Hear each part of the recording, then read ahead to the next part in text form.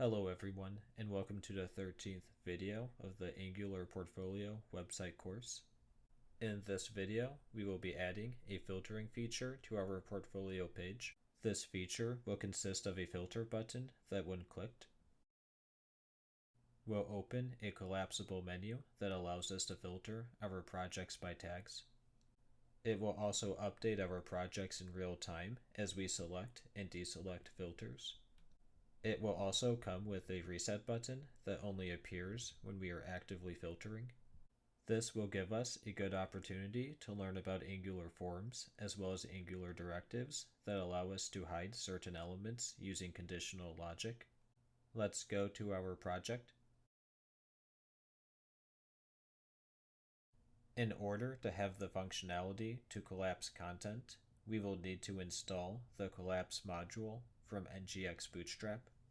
Let's go to our app module.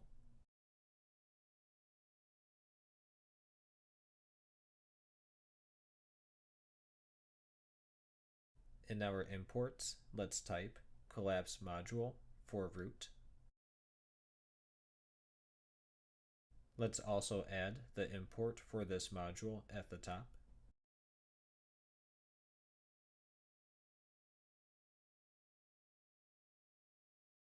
We will also need to include the forms module from Angular as well. Going back to the imports list, let's add a new line in type forms module. Make sure to include the import statement for this as well. Now let's go to our portfolio component.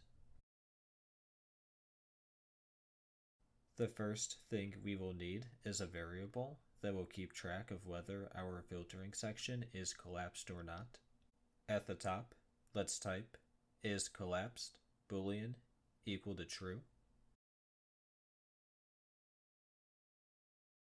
We set this to true since we want our filtering section to be collapsed by default. Now let's switch over to our HTML template to start adding our filter section to the site.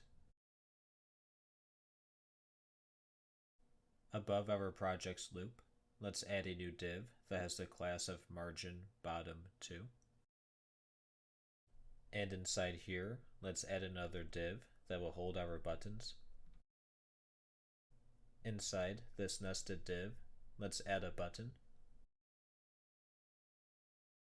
And let's give this button the following classes of button, button outline primary, margin bottom 2, margin end 2.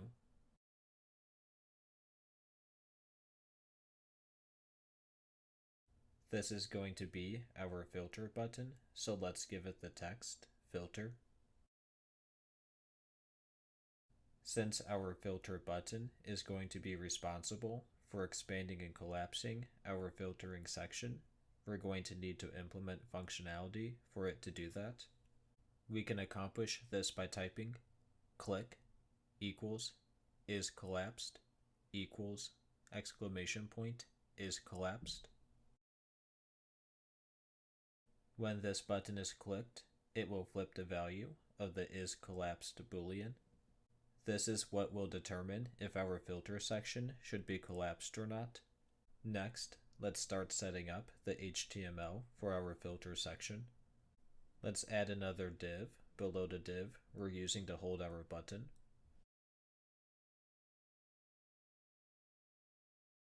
In this new div, let's access the collapse property and set it equal to our is collapsed boolean.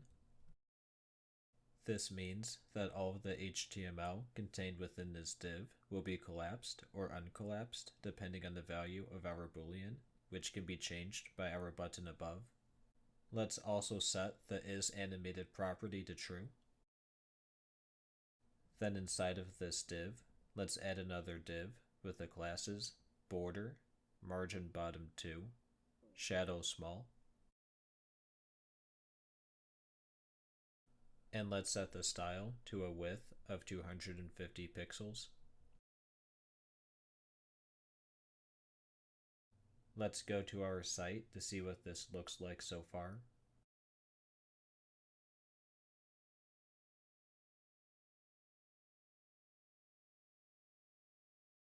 As you can see, whenever we press the filter button, an area below expands and collapses. Right now, we're just seeing a line since we don't have any content yet. However, once we start adding in different options for filtering, this area will start to look like what we're expecting to see. Let's go back to our project. Now, we're going to start building out a form. A form, like in any framework, is an HTML element that is used when we want to collect a set of information from our user. In this case, we will be gathering details from our user about which tags we want to filter on. Inside of this div, let's add a form.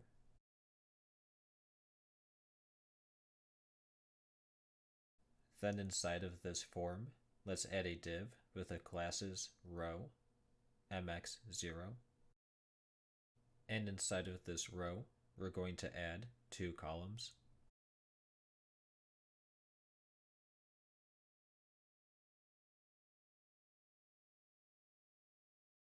One of these columns will hold our language tags, while the other will hold the tags that represent frameworks. In the first column, let's add a small element with a bold element nested inside of it. Then let's give it the text languages. Let's do the same in the other column, except we'll use the text frameworks instead.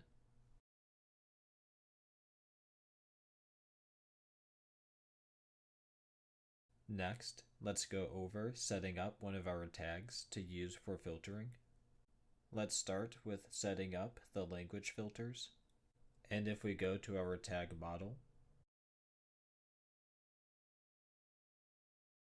the first language we defined is TypeScript, so we'll start with that one. Under our languages text, let's add another div with the class form group. And inside of here, let's add another div with a class form check. Each of our filters will consist of a checkbox and a label that indicates which tag we're filtering by. Both of those elements will be contained within a form check div. And all of our form check divs will be contained inside of our form group. To start creating the checkbox, let's add an input element. The type will be checkbox. Let's also give it the classes of form check input, position static, margin n2.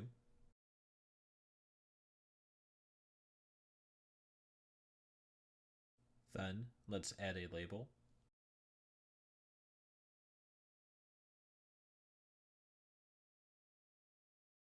Let's give the label the classes form check label small. And let's give it the text TypeScript. Let's see how this looks so far.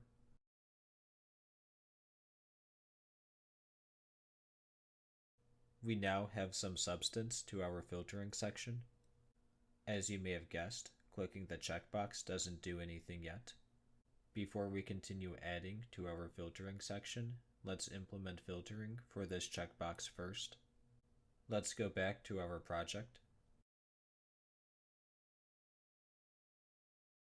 Let's take a look at our project service.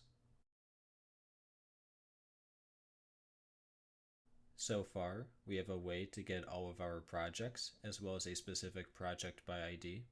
However, what we need now is a function that gets projects by a set of filters. Let's start implementing that function now.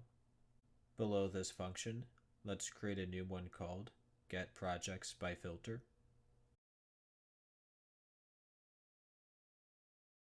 Let's add an array of tags as a parameter to this function.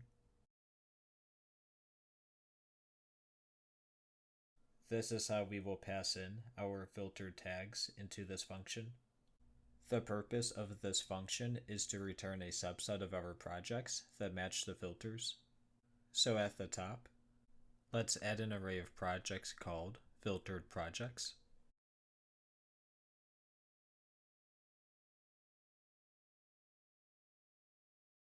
Next, we're going to loop over our projects and find the ones that match our filters. Let's type the following.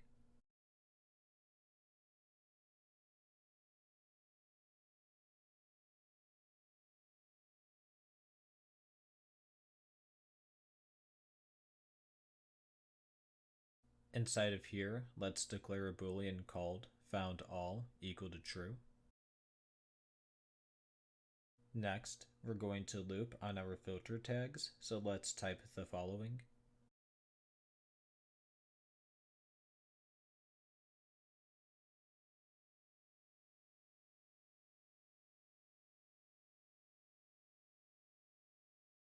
Now, we're going to check if all of our tags are assigned to a given project, so let's type if project.tags includes filter tag equals false.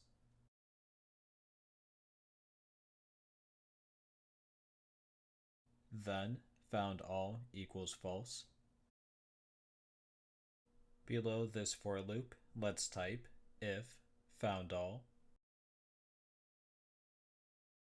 then filtered projects.push project. Lastly, let's return the results by typing return filtered projects. To summarize, this function is looping on each of our projects within the projects array. Then, for each project, it's going to loop through all of the filter tags and check that each one is included in our project's tags array. If we do find all of the tags, then we will add that project to our filtered projects array.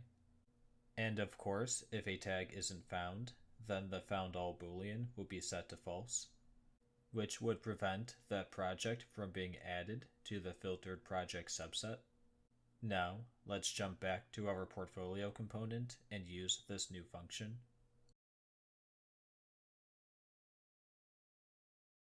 Inside of the portfolio component, we're going to need to define a function that will call the getProjectsByFilter function whenever we update our filters. Let's create a new function called filter. Let's define an array of tags to pass in called filter tags.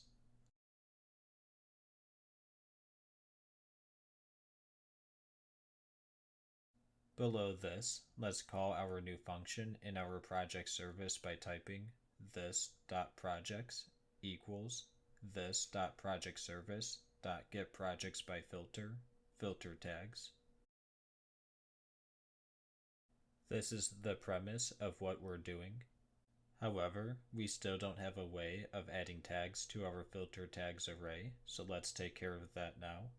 The first checkbox we created is for TypeScript, so at the top, let's define a boolean called TypeScript and set it equal to false.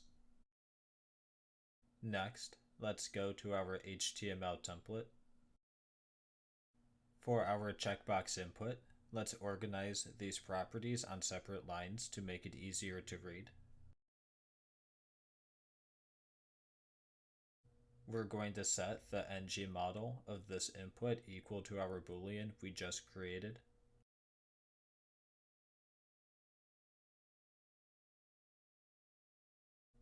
This is known as two-way data binding, which means that the value of our TypeScript boolean will be kept in sync with the value of this checkbox and vice versa. So for example, if this checkbox becomes checked by the user, then our TypeScript boolean will go from false to true. And if we have some code on the back end that modifies our boolean, that change will be reflected on the front end. Then we're going to set this input's change event to call our filter function. This means that anytime this checkbox is checked or unchecked, we will call the filter function, which will update our projects. This will make the site feel more smooth and responsive as opposed to pressing a submit button. Lastly, we'll set the name property to TypeScript. This doesn't directly affect anything, but this property needs to be set for this to work. Now, let's go back to our component file.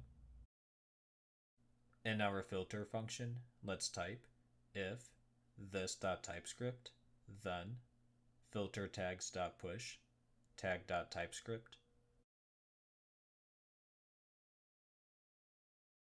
Since our TypeScript boolean reflects the state of our checkbox, this means that if we call this function and our checkbox is checked, then it will add the TypeScript tag to our list of tags to filter by. This is all that's needed to get basic filtering working. Let's check this out on our site.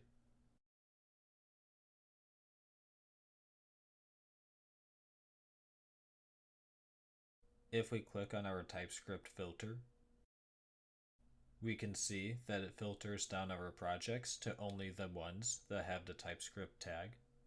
In this case, just this one project. Let's go back to our project.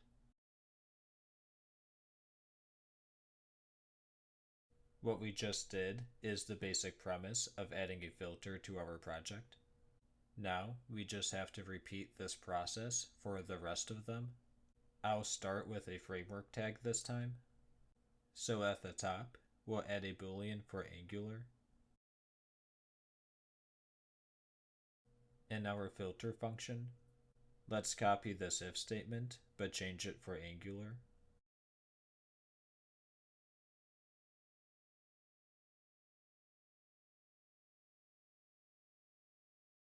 And now, in our HTML template,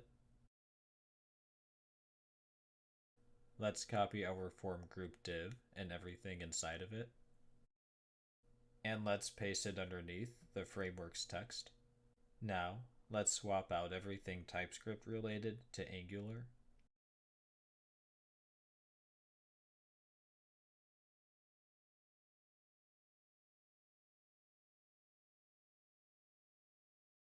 Let's go to our site to make sure this works.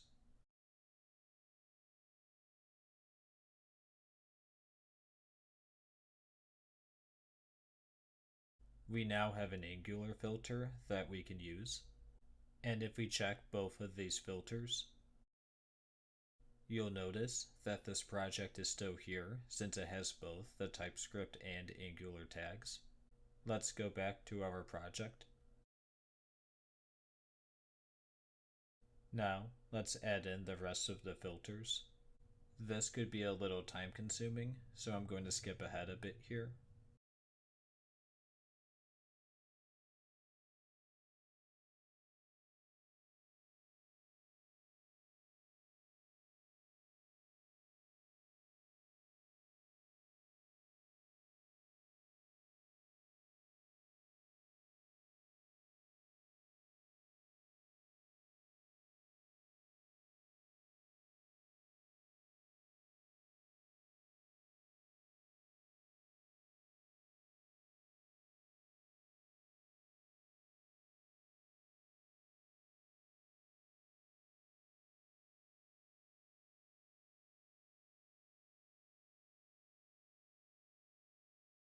I have now added all of the filters in.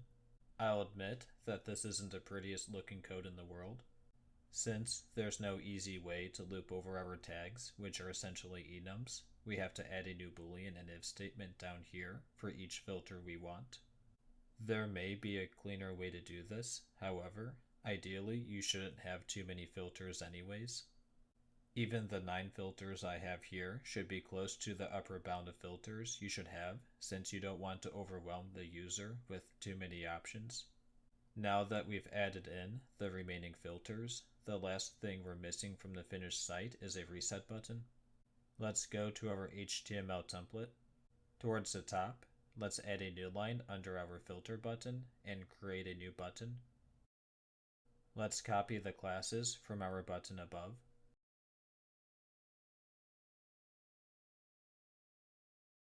Except, let's change the second class to button outline secondary. And let's get rid of margin N2. We won't need that. Next, let's go back to our component file and create a function called resetFilters.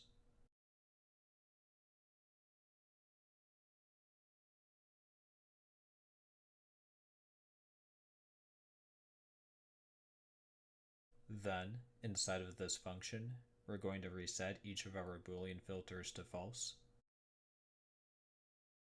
Then after that, we're going to call projectService.getProjects again to repopulate our projects array with all of our projects. Now let's go back to our HTML template. Let's set the click event of our new button to the resetFilters function that we just defined.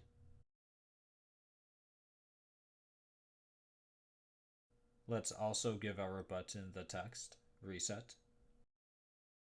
Let's test this out so far. If we click on multiple filters,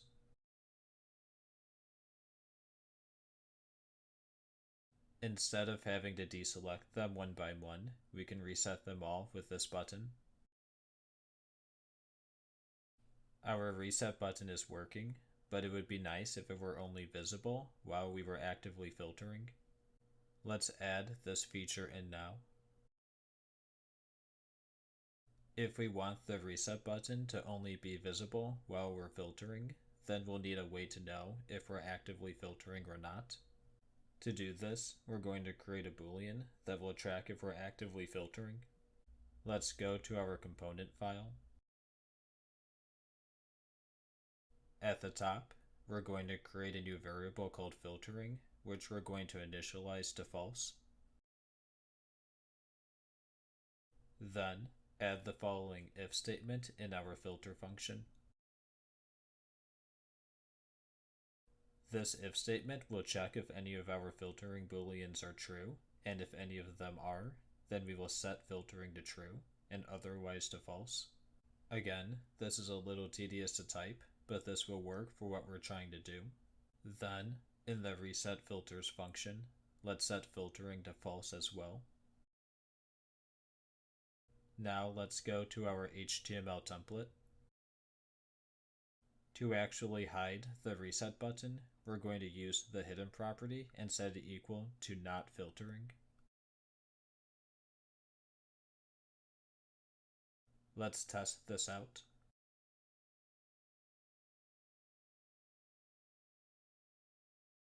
Now, the reset button is only visible while we're filtering. And if we click on reset, it will disappear afterwards until we start filtering again. We have successfully added filtering to our portfolio page. And that's all for this video. In the next video, we will build out the resume page, which will have a downloadable PDF as well as an interactive resume on the site. You can click the video on the screen now to continue on to that video. Thanks for watching.